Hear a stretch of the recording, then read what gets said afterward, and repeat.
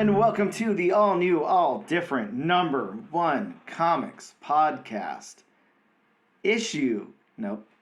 Episode, Bob, Volume 2, Issue 1. Volume 2, Issue 1. Third time's a charm. It sure as hell is. Or for all you legacy number fans out there. Oh, the legacy Episode numbering. 101, baby. The legacy numbering. Oh, man. Yeah. The bane of comic existence. Let's talk about some legacy numbering, Bob. Why don't we get into that? Hey, I'm Dan. That's Bob. Say hello, Bob. Hello, Bob. We are your weekly comic book podcast where each and every episode we take a look at a brand new first issue, newly released. We break down the story and art, give it somewhat of a review, and let you know if we think that you should move on to issue number 2 or not. We also talk comic book news, as well as what's new at comic book shops this and next week. Bob, a lot of people might say that we are the premier first issue of Marvel Comics podcast in the world. Hey, I'm excited to be associated with anything premiere. Because, we're on a four-peat now? This is our 4th Marvel book in a row? It is. I don't know. I'm hearing from some people in the outside world, maybe we shouldn't add a Marvel book to the wheel this week, but, I mean, we gotta be fair. Yeah, in all fairness, fair. If Bob's nothing, he's fair. So, Yeah, a Marvel book will be added to the wheel. It's the wheel that's been picking it. It's true. Head on over to the lovely wheelofnames.com and Sponsored by Marvel Comics. right? Let them know that you want less bias in there. You want some opportunity for DC or some independent publishers to be picked. Make the DC piece of the pie. Right. Make the indie piece of the pie a little bit bigger. Yeah, but as Bob said, nothing we can do about it. Look, we're just putting 3 names on this wheel and letting the wheel do its magic. And lately, the wheel is very partial to the House of Ideas, so we can't blame it for that. No. Bob, let them know what Marvel comic we're going to be covering this week. So this week, we will be covering the all-new #1 Hellverine. That's right, guys. Don't get, jarred in your seats or whatever term I'm supposed to use. Because, yes, there's been a Hellverine #1 that came out very recently. Yes. This is not that. This is a new ongoing Hellverine, not a limited series like the one before it. Still written by Benjamin Percy. Still your good old pal Hellverine. Your same good old pal Hellverine. But this time, it's a little different. But we're going to get into that in just a few minutes. We're going to take a very quick break, and we'll come back with some comic book news.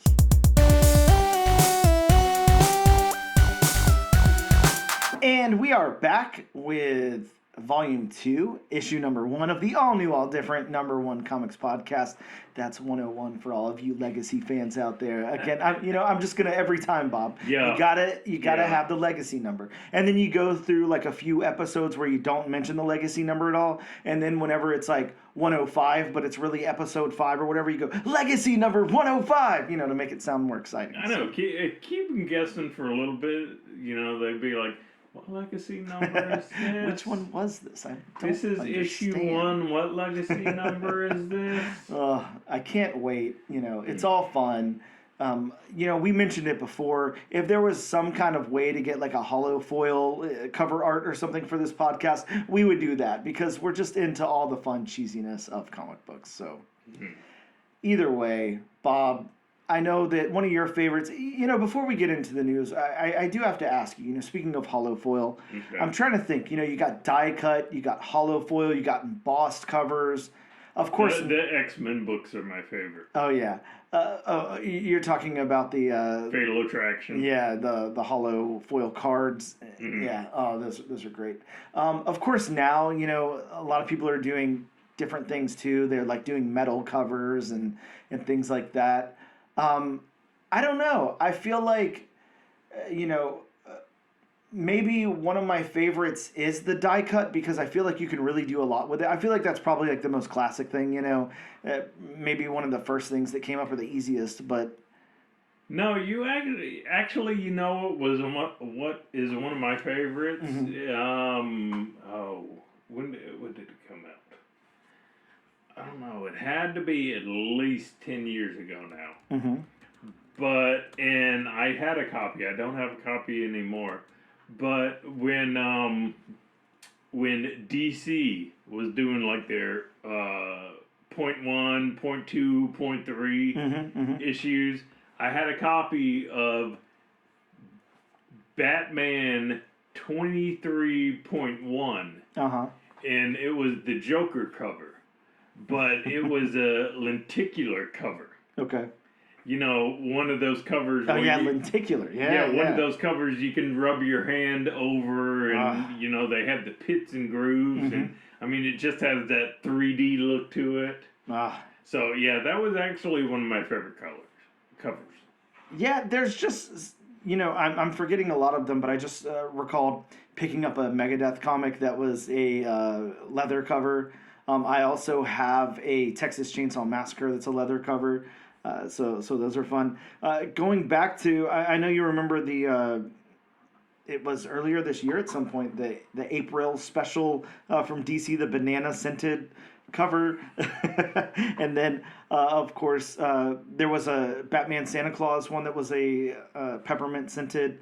One of my favorites in recent memory, and this was was it the Godzilla one that roared?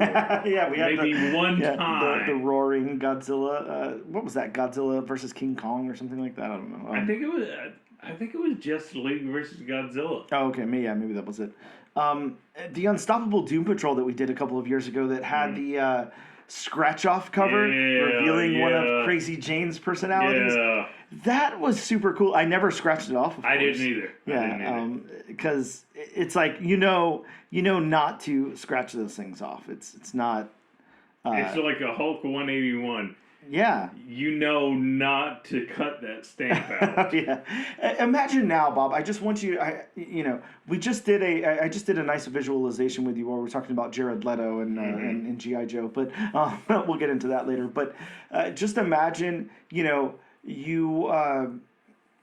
I don't know. Let's say you happen to walk into a scenario, right? You walk into the scenario. Maybe you just picked up, you just ordered off eBay this raw copy of Hulk 181, right? And it's in like really good shape, maybe you're going to get it graded. It's like a 7.5 or something like that. It's a pretty high grade copy of this book and you're really excited about it. And, maybe the neighbor, it got delivered to the wrong house, right? And so your neighbor contacts you and they say, hey, Bob, one of your comics, happened to come over here. I've got it over here for you if you want to come pick it up. And you're like, okay, great. So you're kind of, you're just dreaming about this book. You're really excited about it. You're like, this is going to be great. I'm going to knock on the door. I'm going to get my comic book. I'm really excited to have this Hulk 181 in my hands. And then they open the door and there's like a little kid on the couch and he's like, hey, and he's got scissors in his hands and he goes, I cut out the stamp for you. What are you doing, Bob? What happens in that scenario? I don't know. That's a scenario. I mean, it's kind of like it's a kid, so I mean, he doesn't know any better. Yeah, there's not much you can do. Yeah. How are you gonna get mad at the kid? You can't get mad at the kid. We all know that if a Hulk 181 is missing the Marvel value stamp, it's gonna cut the price in half at least. Yeah, it's definitely gonna do something to it. That is for sure. Oh yeah. I say, at that point, you're telling that mom or dad or whatever, all right, sorry, you're giving up the car. That's it. I'm trading in the car for a copy of this Hulk 181 because, wow, thanks a lot. Thanks a lot, jerk. Anyways, hopefully that never happens to anyone. Just a little scenario I wanted to play out there, just to mix things up a little. And if you ever are in the market for a Hulk 81, make sure it has the stamp. Yeah, definitely. Or, if you don't care and you just want a copy without the stamp, then I guess get one without the stamp. Just like the Amazing Spider-Man, make sure it has the tattoos. Yep. Yeah, yep. Agreed. Well, Bob, let's get into some comic book news. as you just graciously told me off air, Creature Commandos, greenlit for a second season, Bob. Man, I love this series. It is so fun. It's so good. The latest episode is just wow. You know, it's still so weird that you talk about how happy you are that it got renewed for a season 2 already, and we're not even halfway through, and yet before this before it even came out, you were just crapping all over the show. Yeah, definitely. I wasn't looking forward to it at all. I really didn't care. Yeah. I ate crow though publicly on the show. I'll put it out there. I was very, very wrong. I love this show. I can't imagine how anybody could not love this show. It is so good. And like I said, this previous episode, wow. The places they went. I guess, just in case, since we're so, we're not backlogged, we have an episode out every week, there's still a pretty good chance that people haven't seen this episode, so I won't say anything about it, but wow. You are definitely going to be like, why did I wait so long?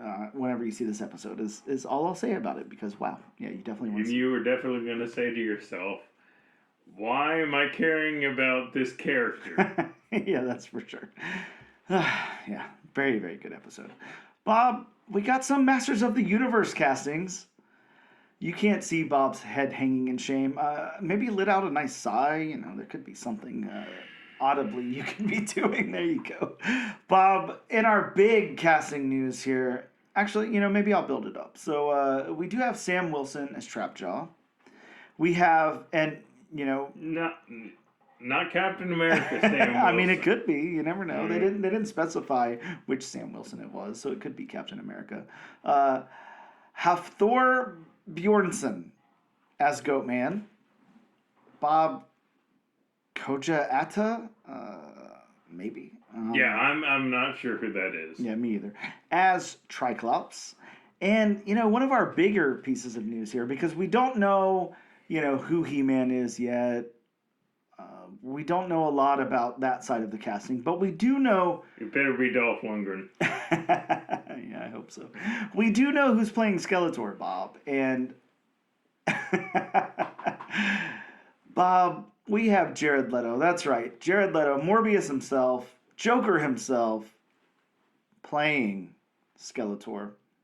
I just offended Jared Leto a little bit, because we were trying to look for any opportunities to say he was good in something. I'm not going to lie. When we were kids and he was on My So-Called Life, he was really good. I really liked his performance in that.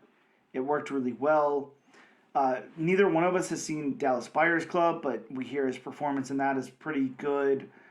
He's apparently in Fight Club. And, what was it? American Psycho? Panic Room. Yes, he was good in Panic Room.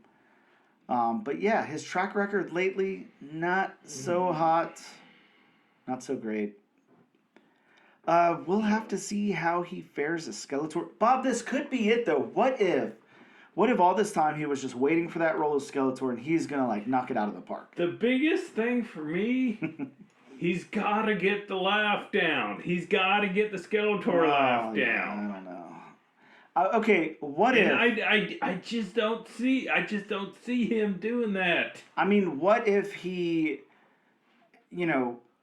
gets the Skeletor laugh tattooed on his arms instead? You mean a la another movie of his? Oh, God. Yeah. Look, I'm not going to blame him solely for any of this. Obviously, somebody wrote and directed those parts, so... Maybe choosing bad roles. I don't know. If he does good as Skeletor, that's going to be my eat crow moment. I hope he does. Because I'm sorry, I've always been a big He-Man fan. Likewise. And, I've always loved this character of Skeletor. So, and I mean, just knowing what kind of actor and what kind of method actor Jared Leto is. Yeah, back to that method actor. I just can't see it right now. Hopefully he surprises me because I really want that movie to do well. Yeah, likewise. I really hope so, Bob. I don't know. Hopefully. That's all I can say is hopefully. Don't really know. Don't know what else I can say about it. So, in our next little piece of news, Bob, Ghostbusters getting an animated movie on Netflix with Chris Pern of Cloudy with a Chance of Meatballs directing. I'm actually pretty interested to know what you think about this because I feel like Ghostbusters is one of those franchises, for me at least. I really love those first two movies. I haven't really watched anything outside of that. Now, of course, there were a couple of different Ghostbusters animated shows back in the 80s, 90s. Yes, the real Ghostbusters. Yeah. Which, because of licensing issues is why, all that came about. I don't know. I think Ghostbusters does better in live action, especially as a movie. Yeah. I'm not saying it wouldn't do well animated, but I think if you go the animated route in a franchise like that, you go serial TV series. Oh yeah. But I think if you go movie, you should go live action because I think that's what would do justice. So I'm not, of course, I'm not saying that I'm not going to crap all over it because it's still, a beloved franchise. But I'm just not 100% invested in it right now. Yeah, I agree with you, and I really went out on a limb in 2016 before the female-led adaptation came out, and really thought, I was like, this is going to be good. This is going to be really good. They wouldn't put the Ghostbusters name on it if it wasn't, and all of that, and it wasn't. So I was burnt by that, sadly. Yeah, it just seemed like a shameless cash grab. So I was not a fan of that. But, hopefully this does something cool and gets that franchise back to its, original status would be cool. I don't think we'll ever get back there. But, at least maybe a few tiers lower than that. I'm very interested to see if it's going to be existing characters or new characters. And I'm also interested to see who the voice cast is going to be. Yeah, that'll tell us a lot. Voice casting. Oh, yeah. Bob, a sad moment. Of course, Crocodile Dundee star Paul Hogan died this past week, but at 90 years old. So he had a nice full life. Oh, yeah. He was the Crocodile Dundee. We definitely grew up on those movies. Loved those. They were super fun. I mean, everybody knows what a knife is because of Paul Hogan. Bob, that's not a knife. Come on. How about this one, Bob? Marvel Comics teases a Jonathan Hickman series, Imperial, The End of the Beginning, Nature Arbors a Vacuum in summer 2025. So a new Jonathan Hickman run, Imperial, just Imperial. The only thing my mind just instantly goes to the Imperial Guard, so I don't know. There's no information other than Jonathan Hickman, Imperial, and those taglines I gave you. The End of the Beginning and Nature Arbors a Vacuum. So it doesn't give us any more info than that. That's very ominous. That's it. That's all we got. Interesting. I mean, it could have something to do with Doctor Doom because, of course, Marvel's supposed to be Doctor Doom-centric coming up here with him being the Sorcerer Supreme. Yeah, very true. My last little bit of news, Bob, is... when he was asked about why Clayface was going into development over at the DCEU over things like The Flash and Wonder Woman, James Gunn said that nothing will be greenlit before a script is ready. And he also noted that they'd be holding a beat before any development on anything with Flash. So they are like actively staying away from Flash right now. Obviously, Flash is pretty tainted with the Ezra Miller stuff. Mm-hmm. And I don't know if James Gunn just doesn't see any value in bringing up Flash right now, or maybe he wants to expand with. I mean, I can't say minor characters because obviously. Oh yeah, sorry. There is another little piece of news that we need to go through, but yeah, obviously it's not for minor characters. So I mean, a character like the Flash. I mean, the character like the Flash. I mean, unless you do him right, he's just OP. Because any situation he comes against, I mean, end of the world, he can go back in time. Of course, probably screw things up worse than it was, but, go back in time and fix things. I mean, so, yeah, I mean, it may be just a conscious effort to stay away from him. Yep. Or it could have something to do with, like you said, Ezra Miller. Mm-hmm. And just the fact that character was tainted a little bit. A little bit, yeah. Yeah, agreed. Bob, one really big piece of news. Again, I forgot a big piece there, and I don't know how I did that. Of course, this past week, we got the Superman trailer. We did.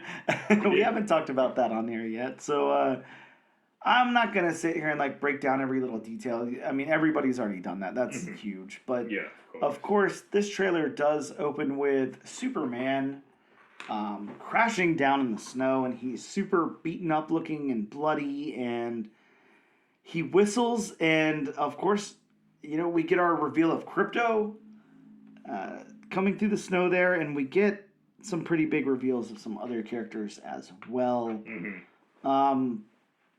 Bob, what did you think about this trailer? Well, first of all, like I told you off air, I like it just for the simple fact it's light. yeah. It's light in tone. Mm-hmm. It's light in color. Yes. Now, one thing I don't get, why are they putting all their eggs in one basket and introducing Hot Girl and Green Lantern and, of course they're going to have Metamorpho. Yeah. There's a lot in there. Yeah. Yeah, there is a Metamorpho, lot Hot Girl, in like you said, there's we got a lot going on. I don't know. I also don't know why the really weird introduction to the lanterns in this trailer. It's very, very interesting. That's the only critique I've heard, that haircut. Yeah, and, I mean, just look-wise, Nicholas Hoult looks like Lex Luthor. Mm-hmm. Yeah. I mean, he looks like him. I think he'll do. I think this isn't much of a bar. I think he'll do a much better job than Jesse Eisenberg. Oh God, yeah. Please, and look way cooler doing it. That's for sure. Yeah, and look way. Well, I mean, they showed him in the trailer without hair. I mean, so he may be bald for more than, what was it, 30 seconds of the movie. Yeah, that's one way to put it. But no, I mean, this does seem more like a of course this was just one teaser trailer, but it does seem more like a throwback to like the Christopher Reeve tone, the Brandon Routh tone, as opposed to like the super serious Zack Snyder Man of Steel tone. Not saying that Henry Cavill was bad Superman, because he was not. CGI mustache aside. Yeah. But yeah, I just think from the first trailer we saw, I mean, this could be more of what people think of when they think of Superman than what we've gotten the past few years. Yeah, there's yeah, it's pretty cool. I do kind of just want to break down really quick who was in there, just for obviously people who haven't seen it yet, but everybody's seen it. It's like the biggest thing. But it's like the most viewed DC trailer, right? Of course, David Gordon Sweat is Superman in the movie, so we've got Superman there. We have Metamorpho, who looks really cool. I really like the way that he looks there. I'm actually really excited because I think it's this coming week that we have that Metamorpho series coming, right? Yes. Yeah, so that looks cool. All the covers to that have looked really, really cool. Really kind of excited to see that. We have Guy Gardner with a really, really interesting haircut. So the Lanterns are introduced there. We have Mr. Terrific, of course. And we have Hawk Girl. We've covered a Hawk Girl. Sorry, it's always hard to say Hawk Girl. Hawk Girl, number one on this podcast before. And that series ended up being very, very well written. Yeah, that was done phenomenally. We have Lex Luthor, of course, and we've got Lois Lane. We have Jimmy Olsen. Of course, we have Jonathan Kent, which is a really cool, little glimpse there. I really like that little tiny glimpse we get of Jonathan Kent. I think that's cool. Mm-hmm. And like I said, we've got Crypto. Crypto being, the big scene stealer there that everyone's going to be talking about. I think that, I'm not going to lie, I do think that Crypto's involvement in this is going to sell some comic books. I am not going to lie. I think that people who speculate on comic books, obviously... what is that? Adventure 210, I think is the comic that Crypto first appeared in. I believe so. Yeah, probably a little out of people's price range. A lot of those, DC early keys are out of people's price ranges. But I would say, Crypto covers and things like that, probably going to start on the uptick, or if they haven't already. Mm-hmm. I definitely see a good future for Crypto here. I think that he's just going to be the scene stealer in this movie. We already know how James Gunn works with those types of characters, kind of the underdog type of character or whatever. Rocket Raccoon and Groot were both huge breakouts in the Guardians stuff. We're seeing, some big breakouts from some of the, lower tiered characters and creature commandos and stuff like that. So, yeah, expect Crypto to be a big... important part of this. Definitely going to sell some toys and hopefully some comics. So kudos to James Gunn, especially if they would have made him a poodle. yeah, true, very true. And Bob, I don't know. That's really all I've got, especially on the Superman trailer. I don't see any need for us to do like a breakdown or anything like that. No. That's all the news I've got. Unless there's anything you want to cover. Then we will take a quick break. We'll be back in just a moment.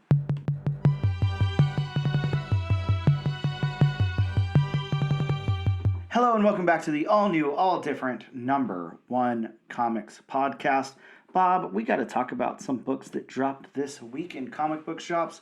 Of course, this week meaning, I don't know what it was, December 18th, I think, was Wednesday. We're now on Christmas Eve Tuesday, so we're right at New Comic Book Day. But don't worry, this will be published today, so you can get your Christmas Eve present and listen to this lovely episode of the podcast. But as far as new books coming out this past week, we had from DC Comics, Absolute Batman issue 3, the Absolute Universe continuing. Here we have the origin of Absolute Batman and the introduction of Absolute Selina Kyle. Doesn't say anything about Catwoman, just says Selina Kyle. We had a second printing of Absolute Superman number 1. There was a 1 in 25 negative space cover that looks pretty cool. I definitely would not be trying to pay ratio price for that, though. So, don't think that's going to hold too much weight, but what do I know? Bob, also from DC Comics, we had Challengers of the Unknown number 1, 5-issue limited series of the Challengers of the Unknown. How about Marvel? Well, Steve Orlando did bring us Conquest 2099, issue number 5, with the first appearance of Madam Web 2099. Bob, I know you like Todd McFarlane. I know you like Image Comics. I know you like Spawn, and I know you like Gunslinger Spawn. So why not pick up a copy of Deadly Tales of the Gunslinger Spawn, issue number 1? I mean, some of that is true. This one's got the origin of Gunslinger Spawn in it. It also had a 1 in 50 variant cover that's on the rise with some art by Todd McFarlane. Bob, here's another Image comic that's really, really interesting. It's part of a one-shot. Sorry, it is a one-shot. I guess you can't be part of it. I think it's a series of one-shots that are coming is what I meant to say there. But this is a Garth Ennis book. As you know, Garth Ennis, crazy, crazy guy. And this is like a new imprint called Ninth Circle over at Image. This one is about Hollywood after dark. Werewolves, vampires, zombies, aliens, boogeymen, and predators who all have their kinks, get in trouble, and need help from Freddy the Fixer. So I guess this is one-shot setting up characters, and this one's setting up Freddy the Fix. Very, very interesting. I read it. It was very weird, as you would expect it to be. Yes. Yeah, so very interesting stuff. Bob, G.I. Joe issue number 2 came out. Have you read it yet? No. Wow. This is the first team appearance of the Valkyries, an elite Cobra strike team comprised of females. We've got from Dynamite, Gargoyles Winter Special number 1, a one-shot holiday special. How about Green Lantern, Green Arrow, World's Finest, Special number 1, team up of classic duo Green Lantern and Green Arrow versus Deathstroke. Now, Bob, do you feel like they always teamed them up just because they both had green in their name? Yes, I do. I mean, it's like, was there any other reason, you know? I really, really do. Yeah, I think so. Bob, from Image Comics, we got Horizon Experiment, Motherfucking Monsters, number 1. A nerdy black kid from Brooklyn and his friends stumble upon demon-worshipping frat boys trying to take over the world. Crazy, crazy concept somebody came up with there. You said a bad word. I did. I apologize. I should not have said demon. My bad. Sorry. How about from DC Comics? Bob, the New Gods are back. They're new. They're gods. They're here again. It's the first appearance of a new god as a child who is referred to as the last Avatar. The first appearance of Olivia Free, the infant child of Mr. Miracle and Big Barda. How about Nexus Scourge, number 1 from Alien Books? Again, I think that is the new imprint for Valiant. We got a Something Is Killing the Children Deluxe, a collection of 1 and 0 together. We also got Sonic the Hedgehog, issue number 75. And Bob, from the House of Ideas, TVA, issue number 1, the first appearance of Hunter B-15 in a comic book. Where's Hunter B-12? You know, I take my B-12. There's no comic book representation. I'm very sad about that. We also got the first appearance of a Gambit variant, first appearance of Sir Seconds, the first appearance of Doc Clock, and the first appearance of Bob in a comic book. That's right. Bob from the All New, All Different number 1 Comics podcast and TVA number 1. Pick up your copy today. I'm going to be like a red shirt from Star Trek. Yeah? Just get killed off in the first issue. Well, you know, you never know. That would be worth it, though. You know, I wouldn't mind. I'd be in a comic if I was killed off in the first panel. I don't care. Interesting stuff. Those are the new books that came out in shops this week. I don't know. By the time you're listening to this, if you were really planning on getting one of those and you haven't yet, I don't know. I mean, you can still try. Hopefully they're still out there. We're going to take a quick break, and we'll be back to talk all about Hellverine number 1.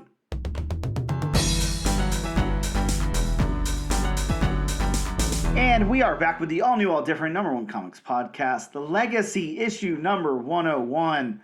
Bob, it's time to talk all about the book we're talking about today, Hellverine. The Hellverine. Hell no, Bob. All about Hellverine. I can't believe it. We're talking about Hellverine again. This is super cool. I'm trying to spell Hellverine and talk at the same time, so that's never fun. Jeez. Yeah, right. So at least you're not trying to say At least you're not trying to say the character's name and talk at the same time. Yeah, that's probably not great. Bob, I'm gonna go really quick over Marvel's solicit for Hellverine #1 before I talk about the creators and then get into my synopsis, whatever. I guess I didn't solicit the book. Bob, it's Hellfire fueled claw-slashing action in the mighty Marvel manor as Hellverine blazes a new path across the Marvel universe. The demon Bagra Gul possessed Wolverine, turning him into a killing machine, but Logan is no stranger to caging the beast within his soul. And the demon learned his heroic ways. Now it's resurrected. I'm always going to have trouble saying this name because it's not one that I have said out loud very often. Correct. Akihiro. Okay, sorry. I've heard it pronounced different ways by different people, but sure. I mean, if you go by phonetically, that's what it. Okay. Is Akihiro. And the two must learn to live as one. The Hellverine! But they can't do it alone. Enter Doctor Strange. So they give it away right there. Doctor Strange is in the book. I guess it's no surprise. Of course, Benjamin Percy, the writer on this book. Benjamin Percy is who you want for this book. Like, I'm sorry, no one else is going to be as successful at writing this book as Benjamin Percy. I'm just going to say that straight off the top. Benjamin Percy done a whole bunch of stuff. Green Arrow, Nightwing, Wolverine, X-Force. I'm not going to get into Benjamin Percy stuff. It's way too much, and we've done it before. We'd be here for a while. Yeah, we've done it. If you like Ghost Rider, you like Benjamin Percy. Let's say that. That's a good way to put it. Yeah. Bob, if you would like to take a stab at the artist's name, I would greatly appreciate it. I think it's Raffaelli. Raffaelli. And with the last name, Bob? I'm guessing that's an I? Yeah, I think so. Capital I. Bob is stumped on a name. I can't believe it. This has got to be the first time in the podcast. Because again, phonetically it looks like Ienko. Okay, well, I'll go with that. It's much better than anything I could come up with. Raffaelli Ienko. I don't know. I forgot already what I said. Ienko. Sure. A comic book artist who's been in the industry for more than 20 years, whose works have been published by Marvel and Image Comics. Dude has worked on Star Wars Darth Vader, so Bobby should know him well. Yes. Batman, Sins of the Father, Epic Kill, Postal, Deliverance, Symmetry, Mechanism, Fantastic Four, Avengers World, What If Age of Ultron, Web, Witch, Postal, Avengers Assemble, Crypt of Shadows. I don't know. The list goes on and on. Apparently he's worked on a lot of stuff for the last 20 years, so we'll keep it at that. Hey, Bob, it's time for me to talk about my synopsis of the book. This is, I don't know, it feels a little oversized. I think it was 32 pages, or something like that. So we got a few extra pages here. So pull up a pillow, kid. Get comfortable. Yeah, pull up a chair, grab yourself a beverage of your choice. As long as you're old enough to drink that beverage. Hellverine opens with Dakin, a.k.a. Akihiro, sleeping in various areas, but continuously turning into the Hellverine. We then get some backstory. As his mother was pregnant with him, Romulus came and killed his mother. Another family raised him, and he was labeled Dakin by other kids in the village, which means bastard mongrel. Bob, there's bad words all over this podcast today. There is. He later kills one of his tormentors along with his adopted mother. He hunts his father, Wolverine, until Wolverine, basically kills him. Over to a convenience store, Dakin runs into a guy planning to rob the store and kill the cashier. He kills the guy. Over to Georgia, Dakin rides his motorcycle next to a semi that's hiding kidnapping victims. We then get a splash page of the explanation of him becoming the Hellverine when Bagra Ghul was exorcised from Wolverine and chose Dakin's body, which was torn apart by Sabretooth and stitched back together.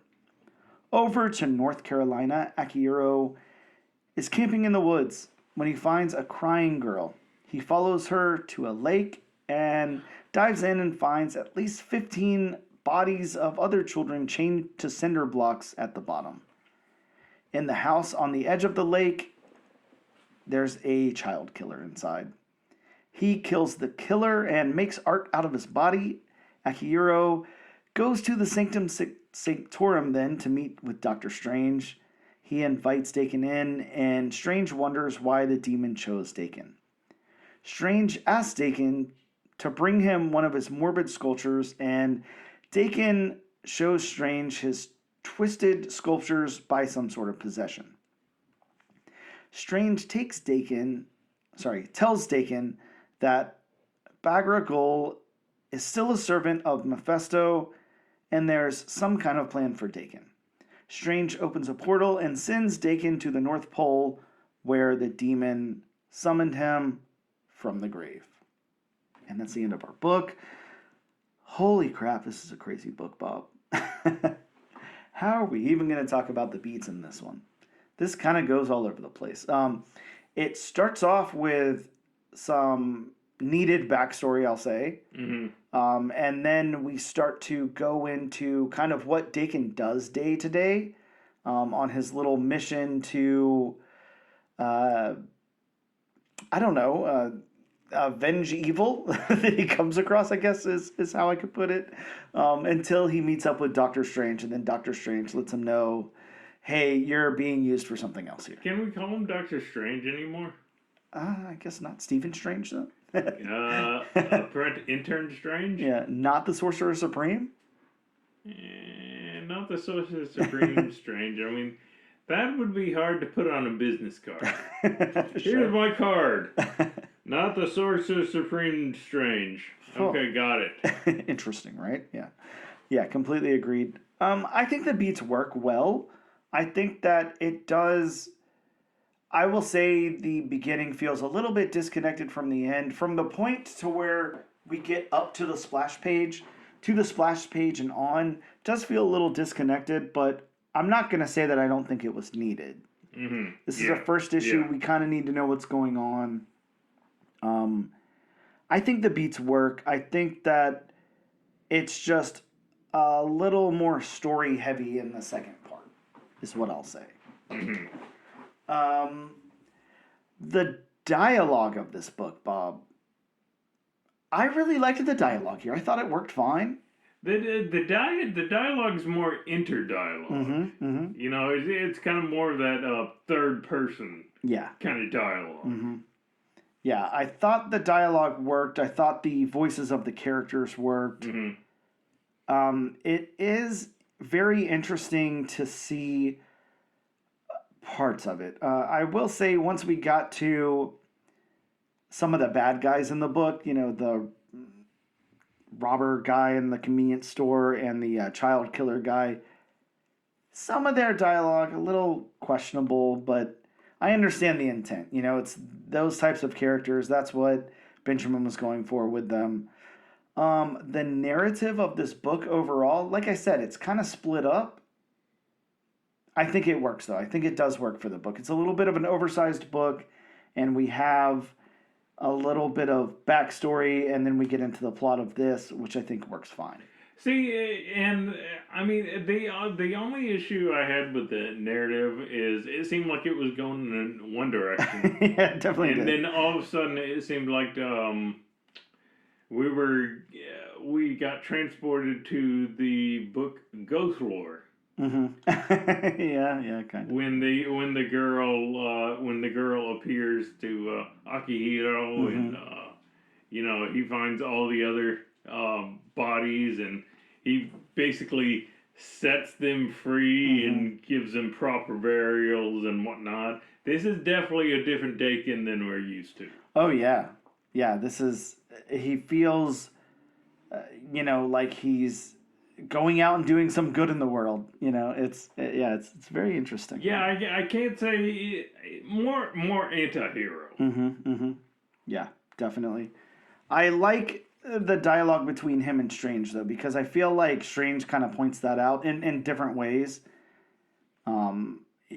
By saying things like, no offense, but I don't know why, you were chosen and stuff like that. It's pretty interesting. The world building, I'm gonna give it A+ on that. I think the world building works really, really well. This is exactly the environment I want to see this character in. And I like what's being set up here. He goes to visit Strange at the Sanctum Sanctorum. Strange sends him out to the North Pole. This is cool. If this is like some kind of globe-trotting adventure, that'd be awesome. I don't know that it necessarily will be, but I like what's happening here, and I like what's set up. But yeah, I think the world building definitely works. I think that's one of my favorite parts here. You got any thoughts on the world building? No, I think you summed it up perfectly. All right, now getting into art, Bob. The character art Raffaelli supplied here. I'm gonna say this. I really, really like it. I think that he is a phenomenal illustrator, really, really good artist on this. I don't think it's super consistent throughout the book, though, which is really interesting. I'm not going to say there's ever a point where I thought any of the art was even close to mediocre because it was fantastic all the way through. I just don't think it was super consistent. It felt like what we were seeing in present day versus what we were seeing in flashbacks and stuff was very jolting and all of that. I don't know that that's necessarily a critique, though, because like I said, it was all fantastic. It was all done really, really well. The characters looked great. Yeah, I'm gonna give special mention to the panel where it's bisected. One half is Ghost Rider, one half is Dakin. Yeah, I mean that was awesome looking. Yeah, that looked great. I mean, like I said, that splash page is just hell on a page. That looks crazy good. Romulus really scared me. Something about the depiction of Romulus here just really, really interesting. I liked it a lot. Romulus reminded me of Sabretooth if Sabretooth was on steroids. Yeah, I mean, I'm not going to lie, man. That's kind of going to haunt my dreams a little bit. That was a little scary. But yeah, he did a really good job. I love whenever Akihiro turns into Hellverine and, yeah, everything in between. I thought everything was really, really good with the character art. How about the backgrounds, Bob? Of course, every issue's got to pass some kind of background test. Every comic's different. We look for different things here, but as you guys all know, Bob the background snob. Bob, how did the backgrounds fare for you? I love the backgrounds on this. I mean, they fit the rest of the tone of the book. I mean, they didn't really stand out. Which, I mean, of course you want your characters to shine. Yeah, it's like you kind of don't want your backgrounds to stand out.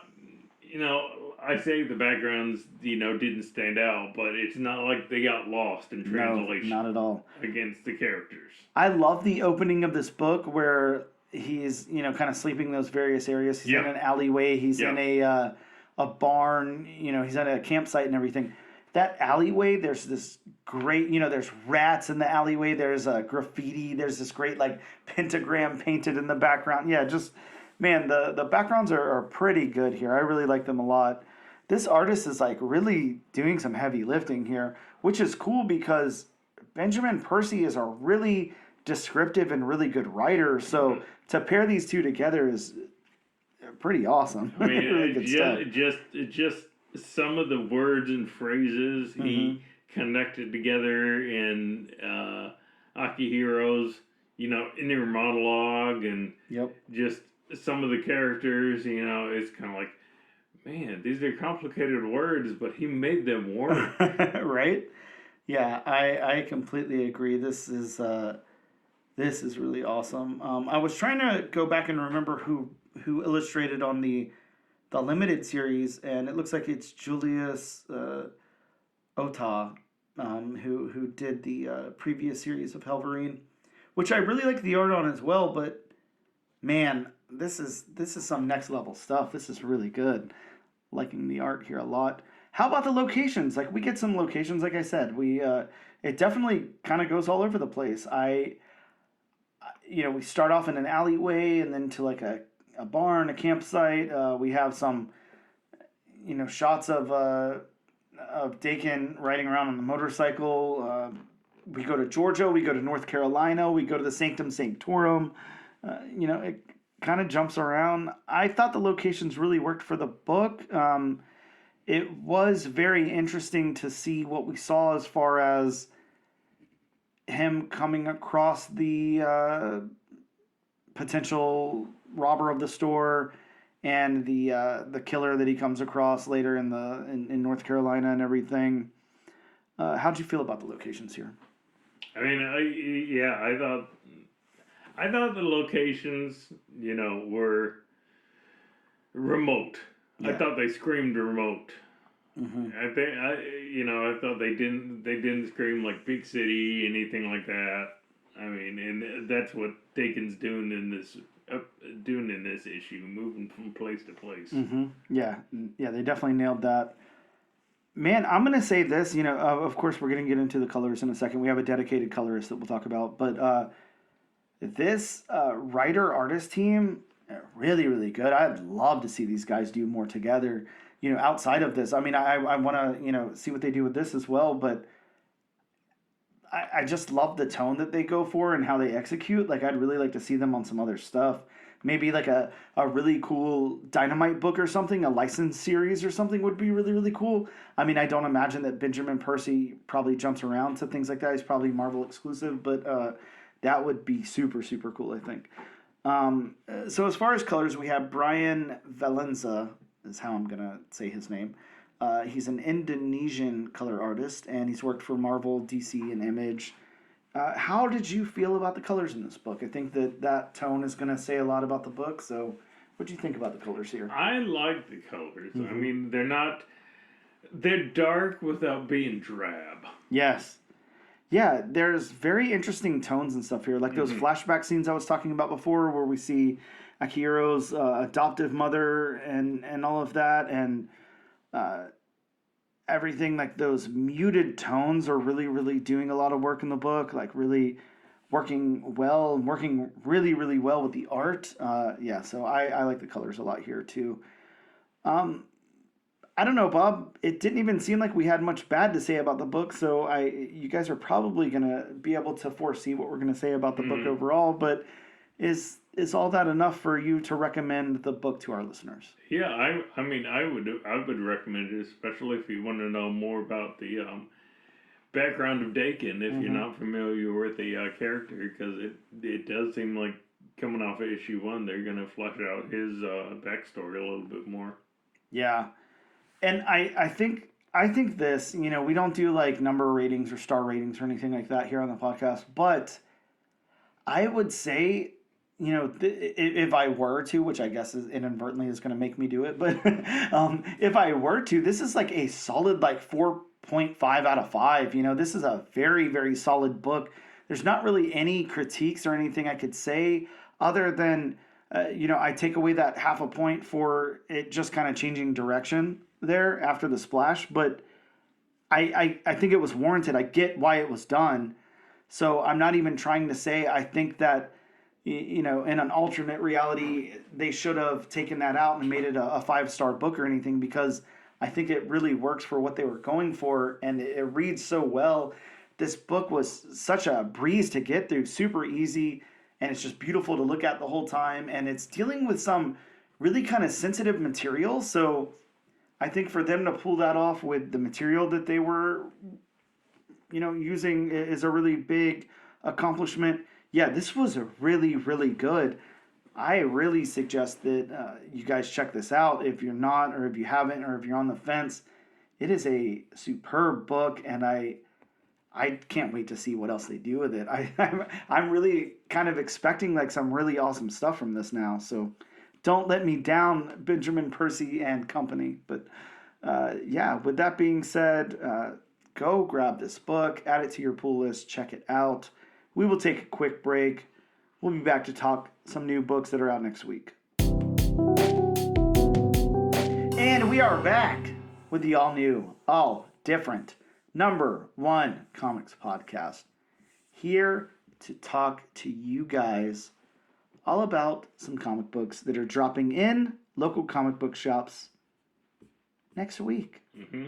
Bob, by next week, I mean this week. And by this week, I mean these books come out on Christmas Day. I don't imagine very many of you are going to be able to pick up these books tomorrow on Christmas Day. But, maybe Thursday the 26th, you can go in and grab a copy. Mm-hmm. I know that's how it's going to work for us. Bob, it's time to talk about these books. But, of course, before we do that, we got to do disclaimer time with Bob. It's disclaimer time. Welcome to disclaimer time. Sit around the Christmas tree and open your presents at disclaimer time with Bob. Hopefully you're getting some good comic book worthy presents. I certainly hope you are. Maybe that Incredible Hulk 181 with the moral value stamp cut out. Oh, God. Your neighbor's 10-year-old kid cut out. Well, I want to take you through another scenario, Bob, really quick before you say that. Because, all right, so just imagine, that whole scenario happens, right? And the kid really likes you. He's like, that's my neighbor, Bob. He's the nicest guy.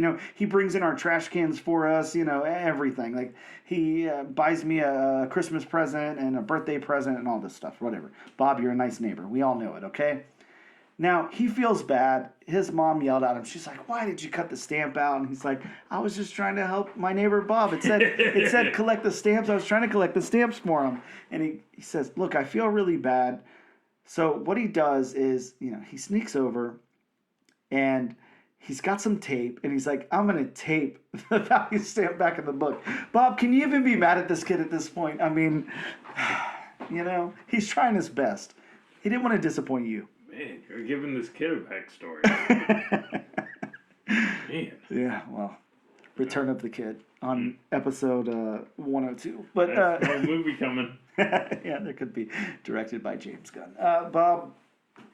But getting back on track, talking about these hypothetical situations with this kid that was just made up on spot. Yeah. Like I say this in every other week for the past legacy number 101 issues. True. It's been a minute. This is true.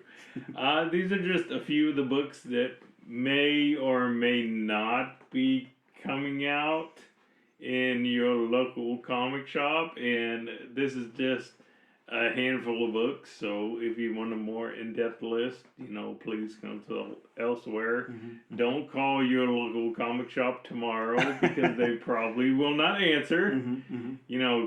Call them Thursday. They'll probably have abbreviated hours, but they will be open. Mm-hmm. Again, please and thank you go a long way. Sure as hell do. You always have other avenues to find out what's, coming. I mean, you have the Harry Potter owl, you have Unicorn, you have John Wick Tube System, you have very long, or you have Can on a Very Long String. Yep. You have Driving Through the Window, which I wouldn't recommend. No, please don't do that one. No, please don't do that. You'll probably go to jail. You'll know what's coming out that week, but you'll probably go to jail. You certainly will. You probably won't be able to pick it up, though. This is true. Do you have anything else to add this week? Well, Bob, just to keep it topical, like I said, today is Christmas Eve. It's December 24th, and, it's, 6:30 or so at night. Santa Claus is out there dropping off presents to good little girls and boys and everything. And you can be kind of a Santa Claus in your own. You can leave a nice present for your comic book shop owner on the, doorstep of the comic book store. Marvel value stamp? You could do that. You could bring it with you on Thursday whenever you go to pick up your books. Remember, those people are taking care of you, Bob. So, why not give them a small token of your appreciation? Whether that's a Starbucks gift card, a Marvel value stampless copy of Hulk 181. Hell, maybe you just got them a cutout Marvel value stamp. Maybe you ordered a copy of Hulk 181 just to cut out that value stamp and give it to your local comic book shop owner. But, or even if it's just hey, We're not friends like that. I'm not about to buy you a present, but thank you so much for taking care of me throughout the years. I really appreciate you. That goes a long way, too. So, Yes, it is. whatever you got to do, appreciate your local comic book shop owner because they appreciate you. Yes, yes. So, starting off my list of comics that may or may not come out, going to the comic company with only 3 characters, Detective Comics, we have Absolute Wonder Woman #3. Bob, I can't wait. Absolute Wonder Woman is so good. This one has the first team appearance of the Tetracide and the introduction of Barbara Minerva, a.k.a. the Cheetah. Mm-hmm. Absolutely. Pun intended. Yes. Staying with the very redundant comic book company, Detective Comics, we have a very creepy cover. Yeah. We have Batman Gargoyle of Gotham #3. And if that's not nightmare fuel, I don't know what is. Yeah, that's interesting. This one's got the first full appearance of Dr. Geist. The first appearance of a character described as Little Joker, an ally of Krytun. I'm guessing that's a Little Joker on the cover. I guess so. Kind of looks like him. Possibly. It kind of reminds me of what were those movies back in the 80s? The little killer dolls.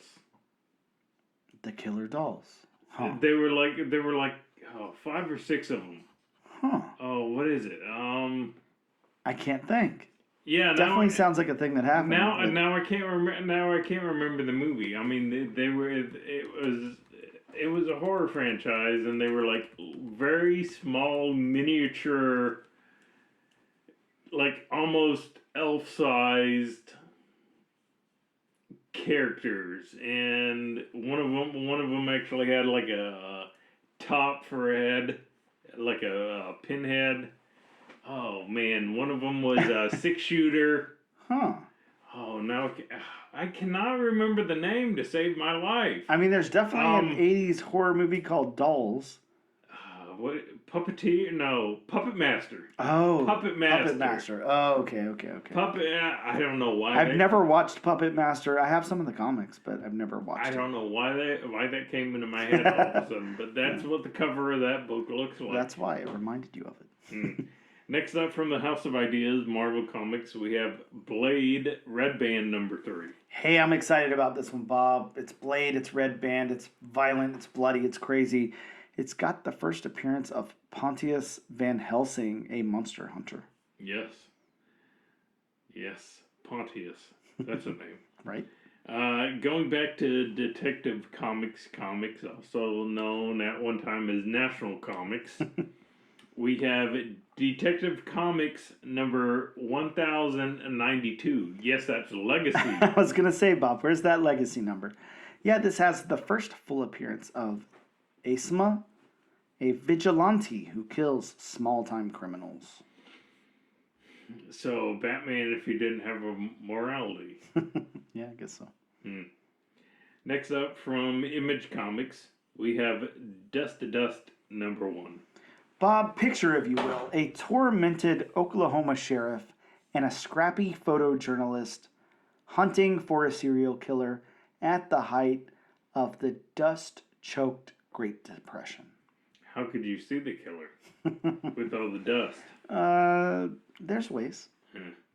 Next up, going back to the House of Ideas, Marvel Comics, we have Hellhunters #1. Bob, this one's got the origin of Ghost Rider 44, as well as the first appearance of Felix Bruckner. Yes. Wow, got it. First try, can't believe it. Staying with the House of Ideas, Marvel Comics, we have a team-up book. We have Kidpool Spider-Boy #1. Yeah, this is a one-shot. It's got the first appearance of Kidpool, movie version of the character. Yes, very cool. If you're a Spider-Boy fan, if you're a Spec fan with Deadpool characters, pick this book up. Very true. Next up from Detective Comics, we have one of Dan's favorites. I know he's looking forward to it. We have Metamorpho, the Element Man #1. Yeah, I'm not going to lie. I am looking forward to this one. It looks like a lot of fun. This has the first appearance of Mr. 3, an agent of Cyclops. There's no way for me to, pronounce that in a way where it's like it is in the verbiage here. So, Next up from the House of Ideas, Marvel Comics, we have Moon Knight, Fist of Khonshu #3. Bob, the first appearance of a new member or members of the Midnight Mission. Who could they be? Let's find out. I have no idea who the Midnight Mission is. Well, sticking with the House of Ideas Marvel Comics, we have Sabretooth, The Dead Don't Talk #1. Yeah, 5-issue limited series that looks back at the turn of the 19th century in New York City when Sabretooth was a feared gangster. Oh, I'd hate to get on the bad side of that Godfather. Jesus, yeah, right. Staying with the House of Ideas Marvel Comics, we have the third and I believe final part to the Battle of Jakku series. We have Star Wars Battle of Jakku Last Stand #1. That's it, Bob. It's the last stand. I'm tired of it. The first appearance of a new ally of Luke Skywalker. The final series in a trilogy of titles that will conclude the Empire Strikes Back phase. Yes. Empire Strikes Back. We hardly knew ye. Staying with the House of Ideas Marvel Comics, we have Time Slide #1. Now, this is a cool concept. This is a look ahead of stories that will be published in 2025. Potential cameo appearances of characters to be introduced throughout the year. Yeah, that is a very interesting book. Mm-hmm. Going to Dynamite Entertainment, we have Vampirella Holiday 2024 special #1. Not holiday, but holiday. That's right, Bob. It's holiday time. This is a one-shot holiday special featuring Vampirella versus the Naughty List, the Scourge of the North Pole. I didn't know the Naughty List was a character. Well, it is there. Now I know, and knowing is half the battle. Ooh, I like that. Sounds like it came from something. And possibly. Going over to Image Comics, we have Void Rivals #15. If you are not reading this, I do not know what you are doing with your comic book life. This one's got the first appearance of Vector Theta. Yes, that's a name. Mm-hmm. And finally, from the House of Ideas Marvel Comics, we have X-Men #9. Bob, an X-Title crossover, Raid on Greymalkin Part 3. Yes. Those are some of the new books that are coming out next week. Bob, we have to put some of these on the wheel. And we've got 3 books on the wheel from the lovely, sponsored by wheelofnames.com. For all your wheel needs, head on over to wheelofnames.com and use the promo code Bob101 at checkout. They'll give you a special discount. All you need, tell them the all new, all different #1 comics podcast sent you. Bob, we got 3 books on the wheel: Metamorpho, the Element Man, Hell Hunters, and Dust to Dust. We're going to see if the wheel is still biased towards Marvel, if we're going to get 5 times in a row, if we're heading over to DC, if we're going to take the independent route. I'm going to go ahead and click spin over on wheelofnames.com. You guys can't see what's happening, but it's slowing down. Bob, oh wow, by the narrowest margin possible, we beat out Hell Hunters and are covering Dust to Dust this next week. We finally broke our Marvel streak. Yes. We'll be covering Dust to Dust next week. Make sure you guys grab a copy so you can follow along. Thank you so much for tuning in. We hope you have a wonderful holiday, whatever you celebrate. And like we always say, something catchy for a tagline. We'll see you guys next time.